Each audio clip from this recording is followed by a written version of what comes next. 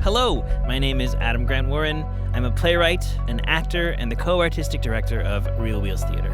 And I'm Natasha Nadir. I'm a director, a dramaturge, and a playwright. For those of you who are new to Realwheels, we're a disability-led company based in Vancouver, Canada. Our work in theater and performance creation explores the fullness and complexity of disability experience, identity, and community. It's been our absolute pleasure to spend the last 10 weeks from September to December of 2024 with an incredible group of 10 emerging playwrights who identify with disability. Each week, we dug into ideas of character, story structure, and even creative process to bring excerpts of some really exciting plays in progress from the minds of these writers to your ears. Our playwriting circles have been around for a while, but this year we thought we'd try something new. For the first time in our history, we're sharing this work in podcast form, featuring original music and sound design by the award-winning duo, Finka Wood. With one excerpt per episode, you'll also hear the playwrights in conversation with us. We'll talk a little bit about what drew them to write their play and why the work feels important to them. Without further ado, welcome to Waveforms.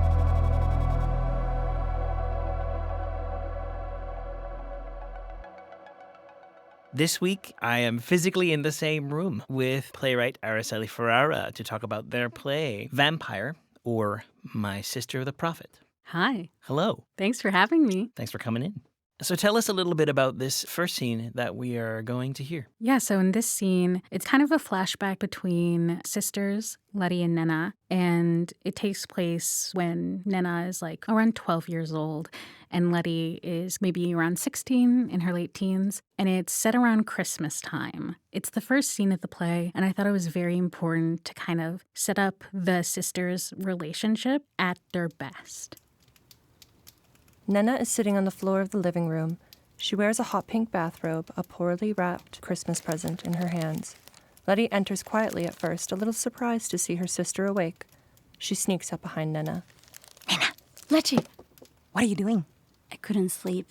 More like you couldn't wait. Letta slides the present over towards herself, her face falling when she reads the label. It's not for me. You bought me a present? I bought everyone a present. You, Mommy, Papi. With what money? You're 12. Mommy gave me money. So you didn't buy everyone presents. Mom did. I chose them. I wrapped them. Yeah, I can tell. You didn't break it, did you? It's not breakable. No picking. I didn't buy you a present. You didn't have to. That's not fair. I didn't know you were going to do this. What are you doing awake? I'm hungry. You should stop eating in the middle of the night. Mommy thinks it's me. Yeah, well, that's because you're fat. Nena frowns, standing. She grabs LETI's present off the floor. You know what? You don't deserve this. Nena. She gets mad at me for something you do. Nena, wait. Please wait. What did you get me? Apologize. Nena. Apologize. I called you fat, not ugly. You think I care about that? I'm sorry. I let you take the blame. And that Mommy yells at you. Not me. It's not fair. I got you something you actually like for once. But wait until Mommy and Papi wake up before you open it, at least. She hands LETI her present. But they won't be up for hours. Nena makes a face and LETI rolls her eyes. Fine, fine. You hungry? No, I'm tired. Then go back to bed. LETI goes to leave, but then she stops and looks back at Nena. You can't, can you? It's just my legs. I had one of those weird dreams again. And when I woke, I thought I'd have a fever. But I didn't, so... Do you need Mom? Nena shakes her head. Plopping down on the couch, LETI puts her present down on the coffee table. Are your joints, like, super swollen? No more than usual. I'll be fine, LETI. It's Christmas. I'm not gonna be sick on Christmas. LETI nods, forcing a smile. She rearranges the pillows on the couch, tucking a couple underneath Nena's legs. I can sing, like Mom does. I can sing to you, if you like. You are a terrible singer. Dad's a terrible singer. I'm not great, but would it make you feel better? It can be your gift to me. LETI grins, settling on the armrest next to Nena's head. She starts singing the Spanish song, A la Nanita Nana, softly to Nena. A la nanita nana, nanita nanita As she sings, she plays with Nena's hair, braiding and unbraiding. Mi niña tiene sueño, bendito sea, bendito sea. Nena eventually falls asleep. So one of the things I find most compelling about this play is the tension between mental disability, the treatment of mental disability, and the treatment of physical disability, in terms of how Leti's diagnosis and Nena's impact the family differently. Can you talk a little bit about that and why you felt like that was, I mean, it's really challenging territory, and so why did you want to explore that? I think the basis for my inspiration to kind of really explore that topic, especially within a family dynamic, is, are you familiar with the term glass child? No. So glass child is kind of like an informal term to describe the experience of siblings who are sick or experience chronic illness or other forms of disabilities, and how they kind of get neglected within the family unit. They're referred to as glass children because they feel see-through, that their needs are not being met because the parents' attentions are focused on the child who is sick instead of them. What's interesting about Leti and Nena is that within their family dynamic, they both play as glass children, because Nena, who was diagnosed with lupus at a young age, was the sick child at a young age, which means that Leti, as the older sister, her needs didn't take priority in the family. And then now that both sisters are grown up and Leti is going through psychosis and has bipolar disorder, Nena's needs are being less looked after in the family because Leti's illness is taking the focus. What about this next scene? Yeah, so in this scene, it is between Nena and Rahim. It takes place in a hospital cafeteria, and this is them reuniting after not seeing each other since they graduated high school. So in high school, they were best friends. Now they're kind of both grown up. Nena has moved away. She's now back in town, and Rahim is her sister's nurse in the psych ward. And so this is them reconnecting and Nena opening up to him. Nena eyes her lunch silently while Rahim eats his. You know what sucks? I have a feeling you're going to tell me. Her delusions. They're mine. Rahim looks at her, confused, his mouth full. Nena frowns. Not like that. I didn't mean... I'm not... The whole thinking everyone is a vampire thing. That's mine.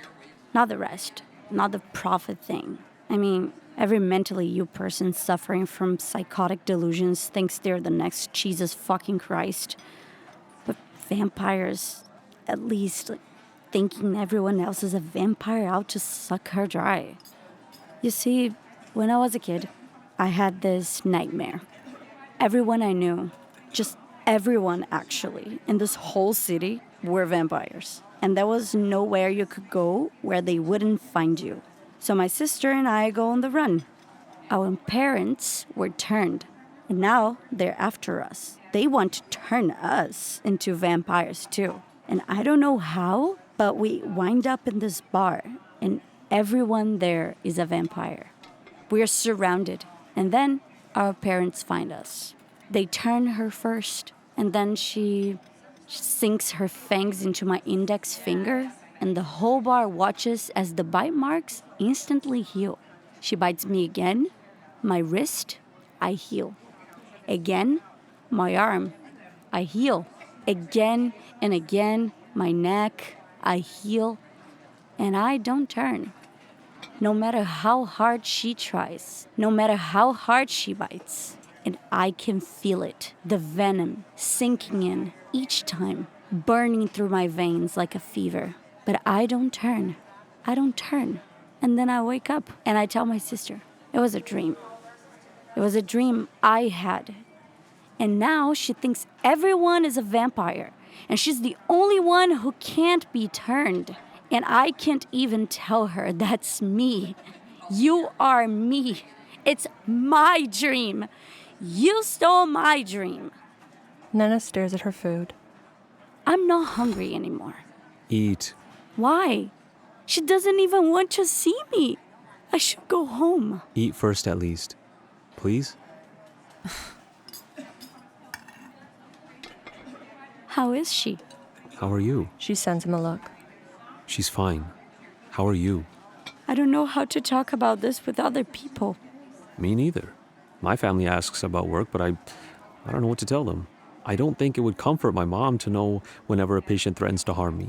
It's just words. It's not all words. Your sister, she's not violent. I don't think she would actually hurt anyone. No, she probably wouldn't. But the things she's done, if she gets better, I don't know how she will forgive herself. And what about you? What do you mean? How do you feel?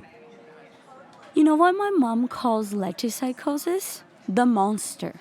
It's not your sister speaking. It's the monster. It's not your sister who hates you. It's the monster. And I know that helps her cope with it all, but it was my sister who was stalking her ex-girlfriend.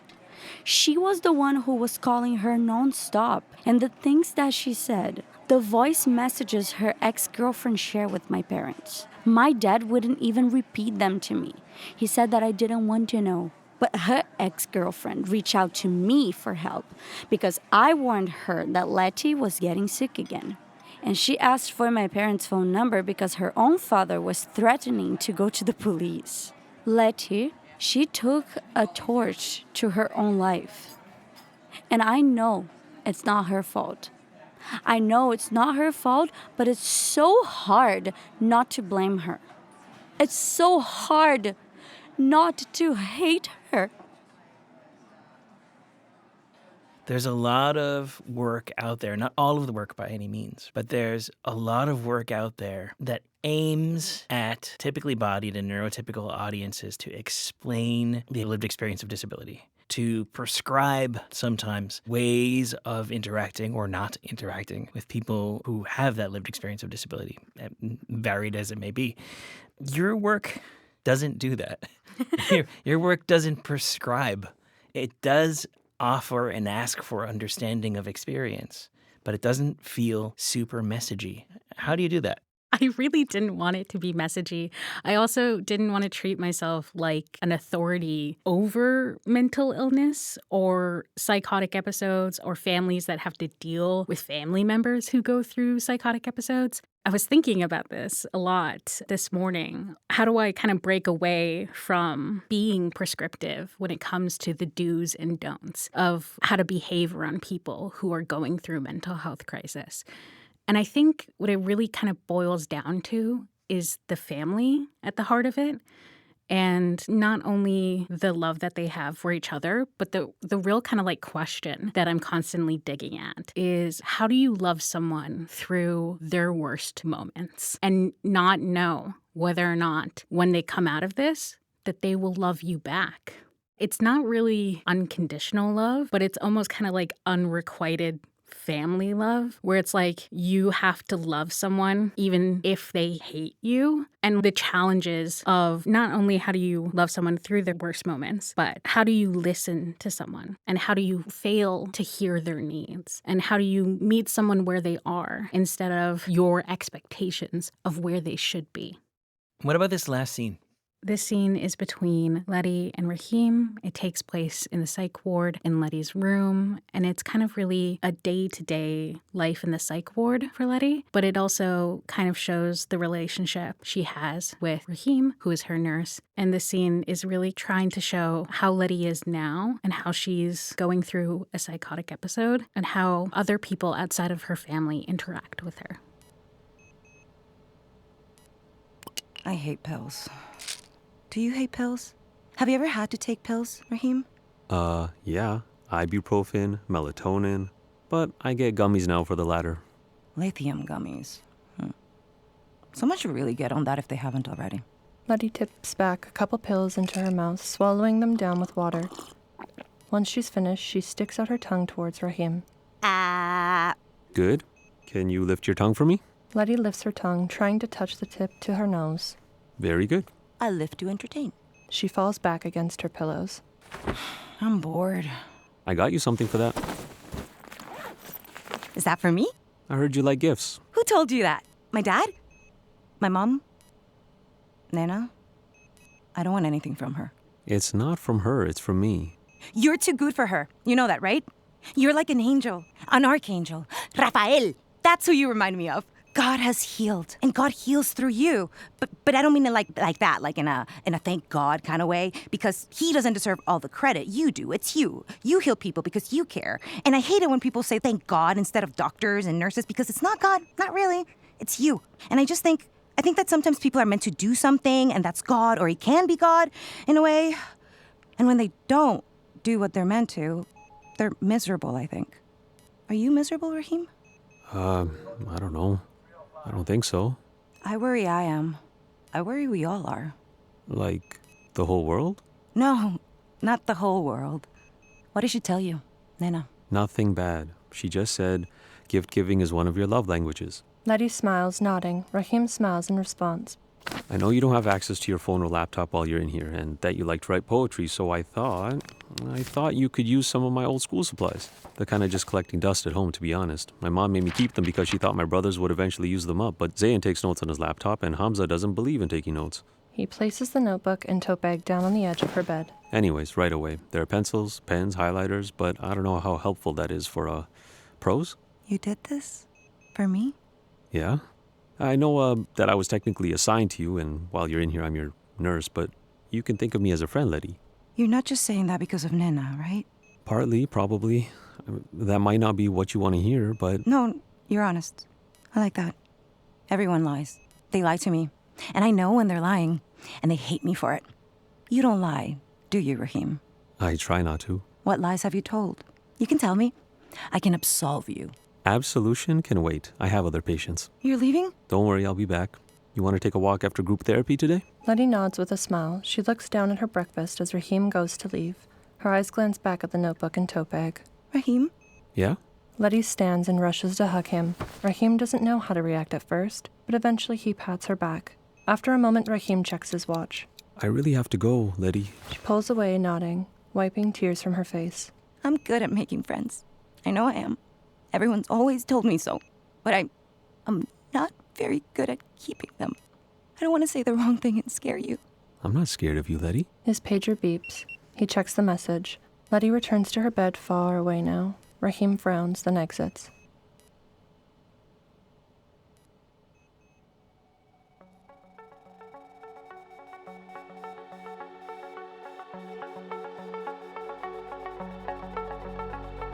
Thanks for listening to Waveforms. For a full list of our cast and crew, check out the episode description. Waveforms was produced by Realwheels Theatre with the cooperation of the Union of BC Performers. A special thank you to our funders, the Canada Council for the Arts, the Province of British Columbia, the City of Vancouver, and the Hamber Foundation. If you like what you heard, please drop us a rating and a review on the podcast platform of your choice. It really helps new listeners to find us. See you next week.